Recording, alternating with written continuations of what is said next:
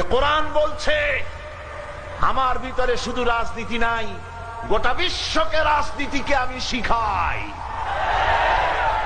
অর্থনীতি শিখাই, পৃথিবী চলবে কিভাবে তা আমি দেখাই। এই জন্য এই কোরআনের আসল মুফাসসির তো আমি নই, কোরআনের আসল মুফাসসির তো মাওলানা সিফাতুল্লাহ সাহেব নন, এর মুফাসসির তো মাওলানা আবুল কালাম আজাদ সাহেব নন, এর আসল মুফাসসির তো মাওলানা কামাল উদ্দিন জাফরি সাহেব নন। এর আসল মুফাসসির কে?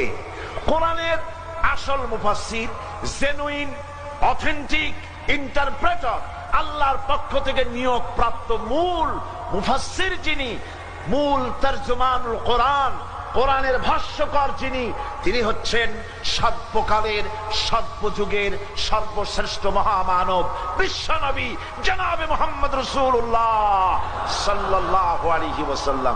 তিনি তার জীবনকে সাজিয়েছেন কোরআন দিয়ে। সুবহানাল্লাহ।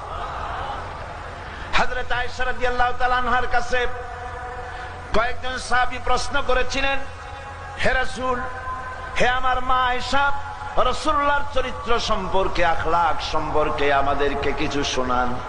আমাদের মা উম্মুল মুমিনিন, সমস্ত বিশ্বাসীদের মা হযরতে আয়েশা বলেন, ও সাহাবীরা, তোমরা কি কোরআন পড়ো নাই?